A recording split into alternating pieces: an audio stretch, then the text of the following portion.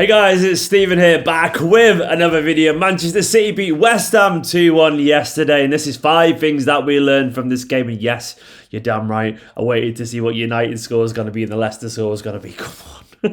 Absolutely wonderful stuff, as is OneFootball. Go download OneFootball right now in the link in the description below. Celebrate them dropping points and that title taking one step closer to the Etihad Stadium by getting all the up-to-date news and information from around the world of football and, of course, Manchester City. So if you want all the stats, all the news, all the transfer rumours, and genuinely a fantastic app on your phone, as you can see on screen right now beside me, go and download OneFootball right now by clicking the link in the description. It's absolutely ace, I promise you. I've been using it for over 2 years myself now, and I get notifications every single day, which makes me click away. It's good for when you sat there just scroll, you know, you're just like killing time, you're catching up your football news. It's ace. Go download it right now and help support my channel. Big love to every single one of you. Right, let's get into this video. Another good weekend for Manchester City. I'm going to start with a place, it was pretty obvious, but I feel like it needs pointing out given that how often we doubt this guy, even right now. Pep knows. Guys, Pep knows what he's doing. Now, the reason of this is because of rotation yesterday. Now, Manchester City made a whole horde of changes yesterday, and we were all a little bit nervous, and probably rightfully so, given the performance, but we were wrong at the same time. I think it's one of those things where we have to admit that the calculated risks that Guardiola takes, he pretty much gets them all right. It's almost like he knows a thing or two about how to manage a football club and how to manage a squad full of world-class stars and how to get the best out of players. He's goddamn good at this, Mr. Pep Guardiola. And yesterday was yet another masterclass in squad management against a very difficult side, a side clearly currently deserving their position in the Premier League. West Ham were up for this game and gave us a real fright, but yet despite resting Bernardo, Sterling, Foden, Jesus, Rodri, Cancelo, all those players out of the team, 7 changes changed, we still managed to find a way to win. And maybe some of the substitutions in the end were necessary, but the point is he still managed to rest them, he still managed to activate his game plan and get it through and get the victory, and that's all that matters. And we also saw the likes of Fernandinho,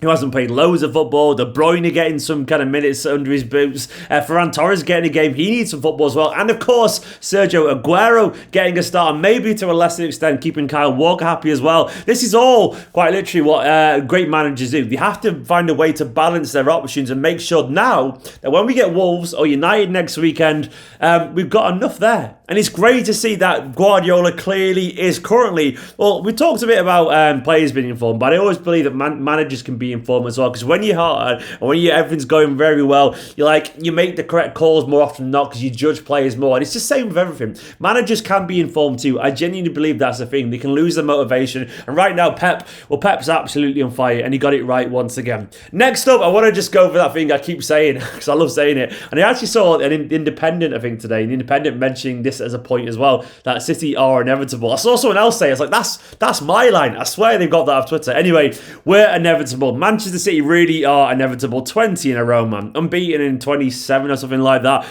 It's just genuinely absolutely astonishing what this side is achieving at the moment. Don't let anyone play it down. I'm sorry, money is a big factor. I'm not going to be one of those fans who denies that. It is a big factor. But is it the biggest factor? No.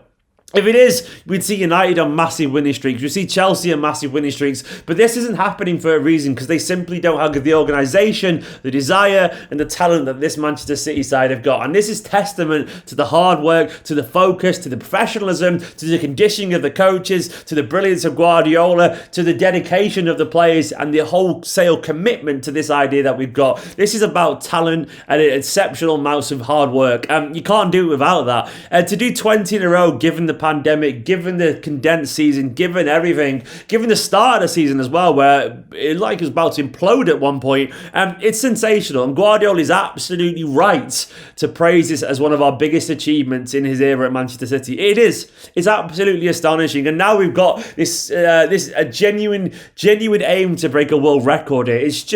It's ridiculous, and we're never going to see anything like this again. That's what I'm saying now. Enjoy it, because this Manchester City side is inevitable. It's brilliant, but this is literally as good as it possibly gets. We'll win the Champions League eventually. It'll feel better, but this run right now, it ain't normal. It ain't normal. It's fantastic, and also, I feel like genuinely, this side ain't going anywhere either. Like, Pep is building another great team. You've heard it here first. I guarantee you. Next, I didn't know what compound thing to go for, Stonias or Dion's. I went for Stonias, it doesn't kind of work, but I just needed to talk about those two. We've talked about those two an awful lot, but I just needed to talk about them again. Like, what? Can you really blame me? Look at the handsome bastards. Look at the ability they've got. Look at the bromance that they've got. Look at them winning games for us. I saw a fantastic stat where they've scored more goals as a partnership than we conceded as a partnership. That's ridiculous. They've scored 5 goals and they conceded 3 in the last, I don't know how many games it was, I've lost the stat, but it's genuinely true. I checked it at the time. They've scored more as a partnership than they conceded as a partnership. That's just silly. It's absolutely silly, genuinely. 5 goals between the pair of them now. Stones and Diaz both scoring goals, stepping up, going on the offensive while also being so good defensively. Absolute world-class players at the moment. They are genuinely world-class players at the moment. Are they world-class overall? Possibly. We don't really know, because I always believe world-class is an attribute you assign to someone based on a period of time and high-level performances. And of course, there's no question marks about Stones' long-term ability to keep up that form. And of course, Diaz has just joined this level. But right now, I've got zero doubts that Johnny Stones and Big Ruben Diaz are playing at a world-class level. It's absolutely astounding how good they are together. And that's even without mentioning Laporte as well. But to me, and you're entitled to disagree, and this isn't a negative on Laporte, it isn't, and you're entitled to, you are very much entitled to praise one player without it being to detriment to the other. But for me personally, as good as Laporte is, there's something in the water between Stones and Diaz where it just seems to click a little bit better.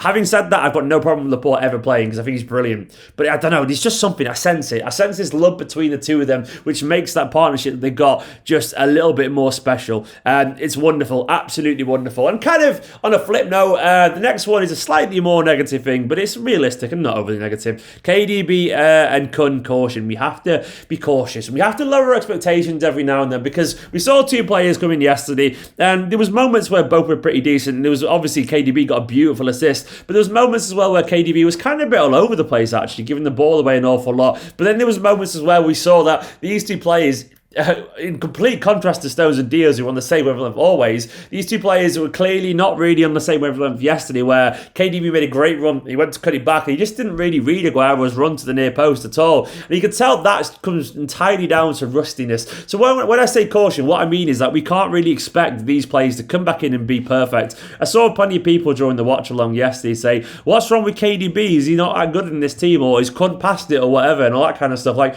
no, KDB is KDB, he's world class, we know this, but he's just literally rusty. It's fine. Aguero is Aguero, and it could be that maybe his injuries are too much, but at the same time, the most plausible explanation for Aguero's poor form yesterday was not because of the injuries, it was because he's clearly rusty after the injuries. It might be that his injuries come back to haunt him, and maybe it might be that he's dropped a level, but we don't know that is what I'm saying. I'm saying right now the only plausible, realistic explanation based on what we know about Aguero is that he's just a bit rusty, and we need to be patient. Yeah, we need to be patient, and we need to be cautious, because they're both fantastic players, and there's no rush. There's no rush to get back into the team, and Guardiola knows that, thankfully, but they're both brilliant, and we're very blessed to have them back in the squad. And finally, and I'm going to put my chest out and say this, after United drop points, Leicester drop points, here's the table on screen right now. Oh, it's just delicious, isn't it? It's absolutely wonderful. I'm going to say it's our title.